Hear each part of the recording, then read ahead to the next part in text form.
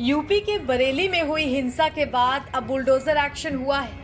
मौलाना तौकीर रजा के करीबी के अवैध निर्माण पर नगर निगम का बुलडोजर चला है।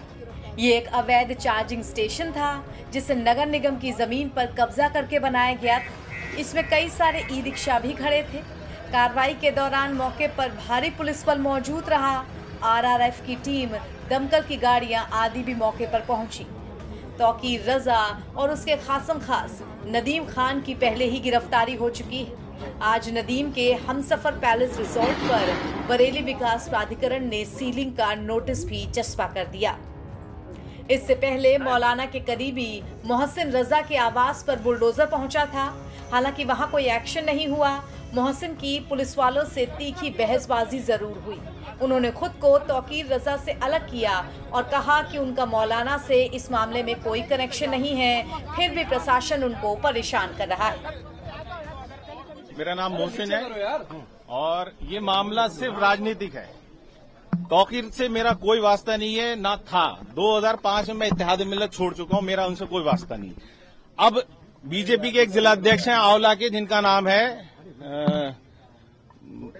नहीं, बीजेपी के आंवला जिला अध्यक्ष जो हैं, उन्होंने इससे पहले भी मेरे ऊपर एक एफआईआर कराई थी गौकशी की, फर्जी। उसमें 22 दफा करके मुझे नामजद करा था। उसके बाद एक एफआईआर और उन्होंने मेरे भाई पे कराई। दोनों एफआईआर पुलिस ने अपनी निष्पक्ष विवेचना में खत्म करी।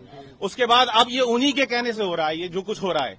भाई मेरे से कोई वास्ता नहीं तौकीर मियां से, और जबरदस्ती आप मेरे ऊपर इन्होंने चलान उसी के कहने से करा। चलान करने के बाद मैंने इसमें कोर्ट में स्टे लिया, मेरे पास स्टे है, कंपाउंडिंग की फीस जमा करी, और जबकि के मेरा सन 71 का ये दादिलाई मकान बना हुआ है, सन 71 का नक्शा है, सारे कागज उसमें जमा है। अब बीडीए बनी सन 74 में। आई है ये क्या कभी कोई नोटिस दिया आप लोगों को, कभी बताया? कभी इन्होंने 2024 में नोटिस दिया था, मैंने कोर्ट में जाके उसमें केस कर दिया। तो क्या चल रहा उस केस में? क्या केस चल रहा है, स्टे मेरे पास है, ये स्टे है मेरे पास। स्टे की कॉपी दे दी ने, मैं आपको कागज दे दूंगा। मैंने डाक से भी भेज दी, व्हाट्सएप भी कर दिया इन्होंने। फिर भी जबरदस्ती इसकी साहब हम हुकूमत का जितना जुल्म ढा सकते हैं वो ढाएंगे। फुल कॉर्पोरेट इन्हीं अधिकारियों को करे, ये सब जितने खड़े सब मैंने करवाया। पूरा शहर का माहौल बनवाया। दरगाह की जो खानदान की मीटिंग थी उसमें मैं शामिल था। उसके बाद ये जाती है कि बीजेपी के जिला अध्यक्ष कहेगा कि साहब इनका घर गिरा दो, तो गिरा देंगे। बरेली में हिंसा के बाद पुलिस का एक्शन जारी है। मंगलवार को पुलिस ने मौलाना तौकीर रजा के दामाद मोहसिन रजा की प्रॉपर्टी पर बुलडोजर चलाया। अभी मोहसिन के गैराज को फिलहाल गिराया गया है। वहीं पुलिस ने मोहसिन रजा को गिरफ्तार भी कर लिया है। आरोप है कि जब पुलिस टीम बुलडोजर लेकर पहुंची तो मोहसिन रजा ने बदसलूकी शुरू कर दी, जिसके बाद पुलिस ने कार्य में बाधा उत्पन्न करने के आरोप में मोहसिन को गिरफ्तार कर लिया। इस पूरे मामले में बरेली डीआईजी रेंज की तरफ से बयान आया है। उन्होंने कहा कि शुक्रवार की हिंसा के बाद अब कार्रवाई की जा रही है। पुलिस पूरी स्थिति पर नजर बनाए रखी है।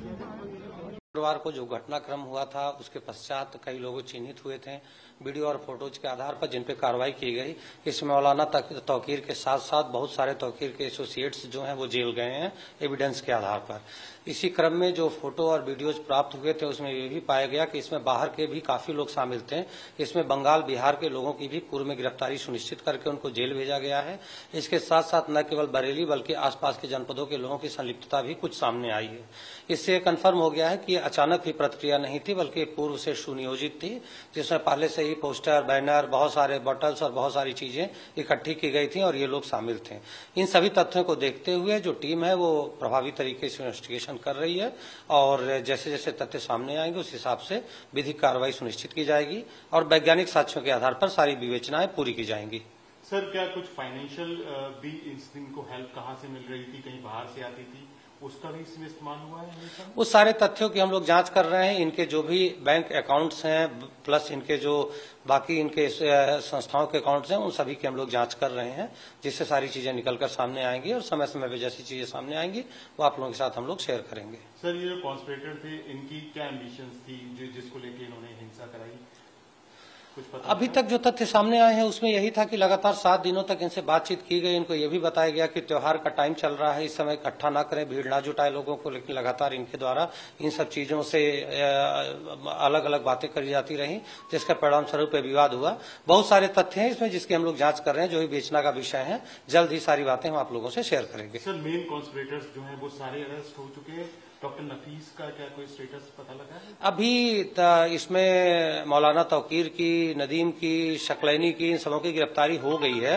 बाकी कई लोग ऐसे हैं जो इमीडिएट हिरासत में लिए गए हैं, जिनसे पूछताछ चल रही है, और जैसे जैसे कार्रवाई आगे होगी हम आप लोग को अपडेट करते रहेंगे। इस पूरे मामले में भीड़ को जुटने के लिए उकसाने वाला मौलाना तौकीर रजा गिरफ्तार हो चुका है। अब उसके करीबियों और इस हिंसा में कौन कौन लोग शामिल थे, उनकी तलाश की जा रही है और कार्रवाई चल रही है। नवभारत टाइम्स की रिपोर्ट।